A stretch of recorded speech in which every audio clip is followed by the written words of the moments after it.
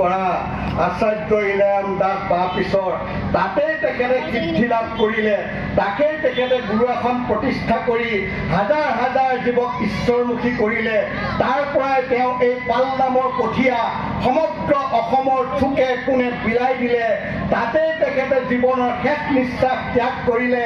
তাতেই তেখেতৰ পঞ্চভৌতিক দেহৰ সমাধিস্থল নিৰ্মিত হ'ল। কেনেকৈ সেইখন থান বৰ্জিত হ'ল?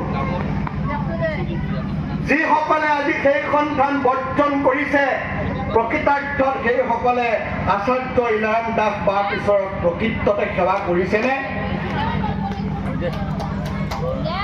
এই প্ৰশ্নটো আমি নিজকে নিজে কৰিব লাগিব। মহাপুৰুষ শ্ৰীমন্ত শংকৰদেৱ গুৰুজনাই কীৰ্তনৰ পাঠত ধ্যান বৰ্ণন বুলি এটা তেওঁ অধ্যায় সন্নিৱিষ্ট কৰিছে। এই ধ্যান বৰ্ণন অধ্যায়ত তেখেতে ভগৱান কৃষ্ণৰ ৰূপটো তেখেতে বৰ্ণনা কৰিছে। চৰণৰ পৰা মস্তকলৈ, মস্তকৰ পৰা চৰণলৈ গোটেই ৰূপটো বৰ্ণনা কৰিছে। আৰু সেই ৰূপটো পুৱা গধূলি সকলো সময়তে প্ৰত্যেকজন কৃষ্ণ ভকতক হৃদয়ত ধাৰণ কৰি ৰূপ ল'বৰ কাৰণে, ৰূপ ধাৰণ কৰিবৰ কাৰণে আমাক উপদেশ দিছে। সেই ঈশ্বৰ কৃষ্ণৰ ৰূপ ধাৰণ কৰা যিটো অধ্যায় ধ্যান বৰ্ণন, এই ধ্যান বৰ্ণনৰ ৰূপৰ আগতে কিন্তু কিহৰ বৰ্ণনা দিছে জানেনে? বৈকুণ্ঠৰ বৰ্ণনা। তাৰমানে বৈকুণ্ঠক নজনাকৈ, বৈকুণ্ঠ মানে কি? ঈশ্বৰ কৃষ্ণ যিটুকুৰা জেগাত থাকে, য'ত তেওঁ পৰম তৃপ্তিৰে তেওঁৰ ভকতসকলৰ লগত, মুক্তিপ্ৰাপ্ত ভকতসকলৰ লগত সাৰুজ্য, সামীপ্য, সালোক্য আৰু নিৰ্বাণ বা লীন, এই পঞ্চপ্ৰকাৰ মুক্তি লাভ কৰি যিসকলে গৈ বৈকুণ্ঠবাসী হৈছে, সেই বৈকুণ্ঠবাসীসকলৰ লগত একেলগে থাকি যিকোনো স্থানত তেওঁ আনন্দ পায়, সেই বৈকুণ্ঠৰ বৰ্ণনা কিন্তু গুৰুজনে ৰূপ বৰ্ণনা আগেয়ে দিছে। ইয়াৰ পৰা আমি এটা কথা স্পষ্ট যে সাধুজন বা ঈশ্বৰ পুৰুষ আৰু তেওঁৰ জন্ম গ্ৰহণ কৰা সেই জাগা টুকুৰাৰ লগত অভিন্ন সম্পৰ্ক। সেই সম্পৰ্ক আমি কেতিয়াও নুই কৰিব নোৱাৰোঁ। যেনেকৈ বৰদোৱাৰ লগত শংকৰদেৱৰ সম্পৰ্ক আমি নুই কৰিব নোৱাৰোঁ, বৈকুণ্ঠৰ লগত যেনেকৈ শ্ৰীকৃষ্ণৰ সম্পৰ্ক আমি নুই কৰিব নোৱাৰোঁ, তদ্ৰূপ জালুগুটিৰ লগত আচাৰ্য ইলাৰাম দাস বাপিছৰৰ সম্পৰ্ক আমি কেতিয়াও নুই কৰিব নোৱাৰোঁ। যি কেতিয়াও জালুগুটি দেখা নাই, যি কেতিয়াও জালুগুটি থানক সেৱা কৰা নাই, যি কেতিয়াও জালুগুটিত আচাৰ্য ইলাৰাম দাস বাপিছৰৰ পত্নী জীয়াই আছে, গুৰু পত্নী আই মাতৃক সেৱা কৰিবলৈ যোৱা নাই, যি সেই গুৰু আসনক বাপিছৰৰ মূৰ্তি বুলি সেৱা কৰা নাই, সেইজন কেনেকৈ বাপিছৰৰ শিষ্য হৈ থাকিব পাৰে? তেওঁ বাপিছৰৰ কথা কৈ চকুলো টুকিলেই তেওঁ বাপিছৰ হৈ যাব বুলি আমি কোনেও বিশ্বাস কৰিব নালাগে। কাৰণ কোনোবা এটা বস্তু বিক্ৰী কৰাৰ আগতে তাৰ এটা বিজ্ঞাপন লাগিব। সেই বিজ্ঞাপনৰ জৰিয়তেহে সেই বস্তুটো বিক্ৰী হয়। সেই তেওঁলোকেও বাপিছৰৰ নামটো মুখতে লৈ তেওঁলোকৰ ন্যস্ত স্বাৰ্থ সিদ্ধিৰ কাৰণে 24 ঘণ্টাই চেষ্টা কৰি আছে। সেই লোকসকলক চিনাক্ত কৰি আমি আমাৰ সমাজ ব্যৱস্থাৰ পৰা তেওঁলোকক একাষৰীয়া কৰি আমি একশৰণ ভাগৱতী সমাজৰ ধ্বজা আমি যুগ যুগৰ বাবে যুগমীয়া কৰিব নোৱাৰিলে আমি কেতিয়াও পৰৱৰ্তী প্ৰজন্মৰ প্ৰশ্নৰ পৰা আমি কেতিয়াও নিজকে হাত সৰাব নোৱাৰোঁ। বাপিছৰে নিজেই তেওঁ অমৰ তত্ত্ব বাণী বুলি এখন পুথি বেজৰ বৰাৱে সম্পাদনা কৰিছিল। তাত তেখেতে নিজেই লিখি থৈ গৈছে যে মোৰ মৃত্যুৰ পিছত মোৰ কথা কৈ ৰাউচি ধৰি কন্দাসকল প্ৰকৃততে মোৰ আদৰ্শৰ ব্যক্তি বুলি আপোনালোকে ভাবি নল'ব। সেইসকলক মোৰ আদৰ্শৰ ব্যক্তি বুলি ভাবিব যিসকলে মোৰ মৃত্যুৰ পিছতো মোৰ আদৰ্শ, মোৰ কথা, মোৰ জীৱনৰ যিটো দৰ্শন, সেই দৰ্শনটোক বুজি পাই মোৰ সত্যটোক যোনে আগুৱাই লৈ যাবলৈ চেষ্টা কৰিব, সেইসকলকহে আপোনালোকে মোৰ উত্তৰাধিকাৰী বা মোৰ সেৱক বুলি আপোনালোকে ভাবিব।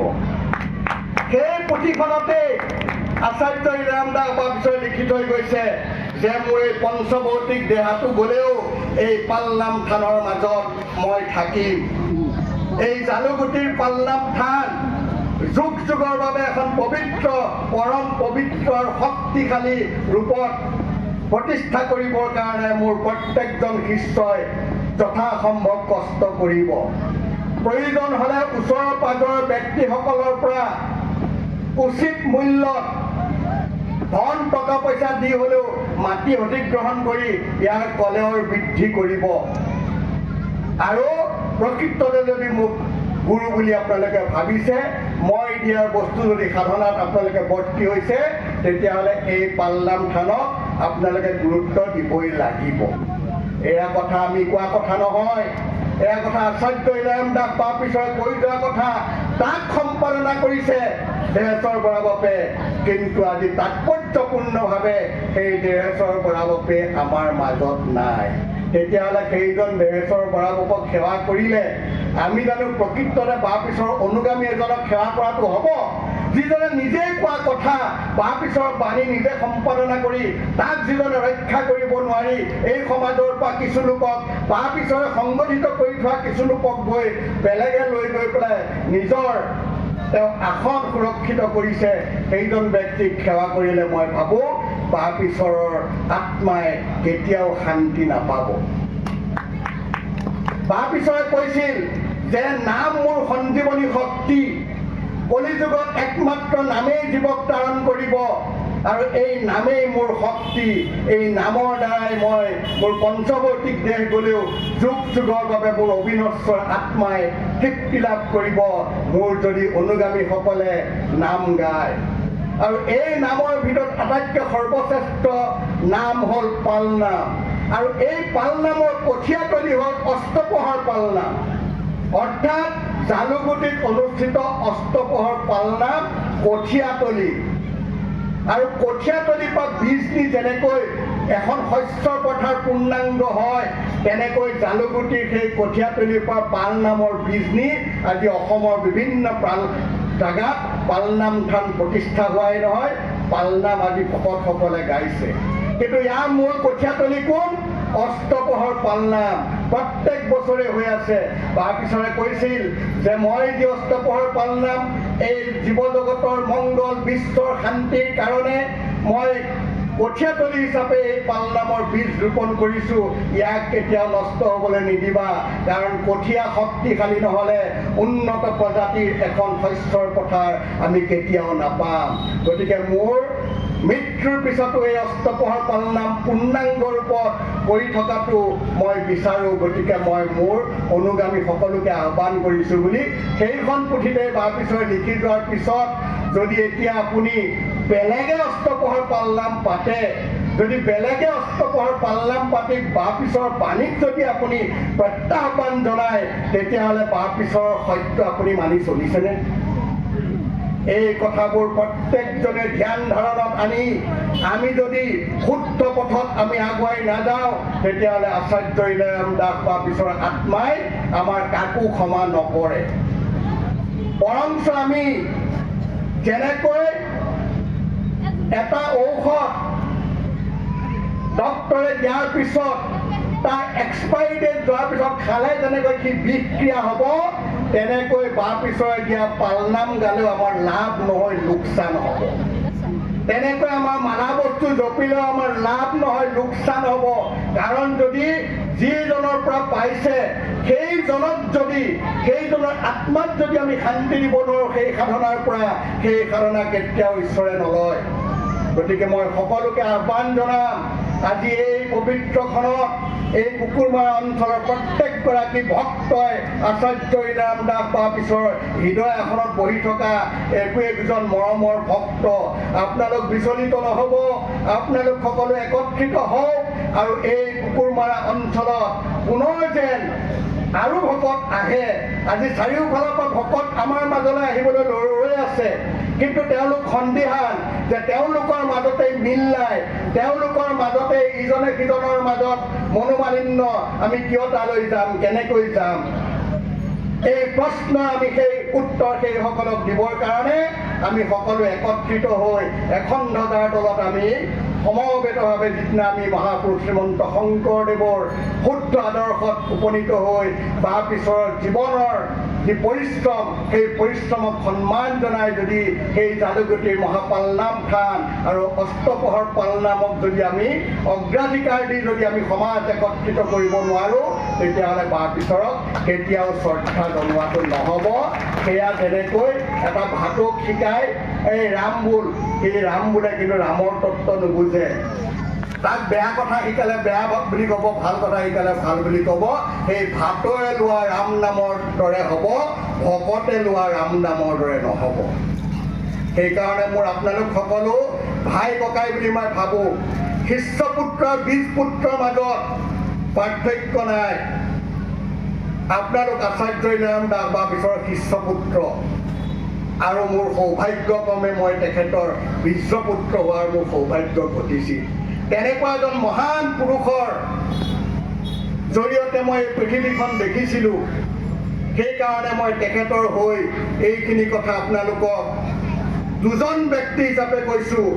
এজন হৈছে আচাৰ্য ইনাৰাম দাস বাপৰ লগত গোটেই জীৱন থাকি তেখেতৰ যি জীৱনৰ সাধনা, তেখেতৰ জীৱনৰ যি আদৰ্শ, তেখেতৰ জীৱনৰ যি লক্ষ্য উদ্দেশ্যক মই বুজি পাই যিকণ সত্য উপলব্ধি কৰিছোঁ সেই সত্যকণৰ ওপৰত মই কৈছোঁ। আৰু দ্বিতীয়তে আপোনালোকে যিজন পুৰুষৰ পৰা ভক্তি মাৰ্গৰ মহামন্ত্ৰলৈ এই ভৱবৈতৰণি পাৰ হ'বৰ কাৰণে আপোনালোকে ইচ্ছা কৰিছে, সেইজন পুৰুষৰ সুনীতৰ এজন সন্তান হিচাপে, গুৰুপুত্ৰ হিচাপে মই আপোনালোকক আহ্বান কৰিছোঁ। আপোনালোক আহক, আমি একেখন ধ্বজাৰ তলত একত্ৰিত হৈ এই মহাবিজয়ৰ ওপৰত আমি প্ৰশস্ত কৰোঁ। এখন ভাগৱতী সমাজৰ ধ্বজা আমি যুগমীয়া কৰোঁ। ইয়াত কোনেও অহংকাৰ, কোনেও দম্ভ, কোনেও গৌৰৱ, কোনেও নিজকে হীনমান্যতা বুলি ভাবিব নালাগে। জীৱনটো খন্তেকীয়া। আমাৰ মাজৰ পৰা ছটককে হেৰাই গৈ আছে মানুহ। কাইলৈ কি হ'ব আমি কোনেও নাজানো। জীৱনটো খন্তেকীয়া। কাইলৈ যদি মৃত্যু হয়, তেতিয়া যদি মই মৃত্যুৰ হোৱাৰ আগলৈকে যদি মই শুদ্ধ পথটোত অৱতীৰ্ণ হ'ব নোৱাৰিলোঁ, তেতিয়াহ'লে মৃত্যুৰ পিছত মোৰ আত্মাই সেই মাৰ্গলৈ গুচি যাব যিটো মাৰ্গৰ দ্বাৰা মই বিচলিত হ'লোঁ। যিটো মাৰ্গৰ বিচলিত হৈ মই সেই বিচলিত জীৱৰ দৰে মই পুনৰ অন্বেষণ কৰিব লাগিব আকৌ সত্যৰ কাৰণে। সেইকাৰণে মই আপোনালোক সকলোকে হাত জোৰে, কৰজোৰে, চৰণত পৰি মই নিবেদন কৰোঁ। এইকাৰণেই কৰোঁ যে কুকুৰমৰা আচাৰ্য ইনাৰাম দাস বা পিছৰ কুকুৰ কুটুম এখন অতি মৰমৰ গাঁও, অতি মৰমৰ অঞ্চল।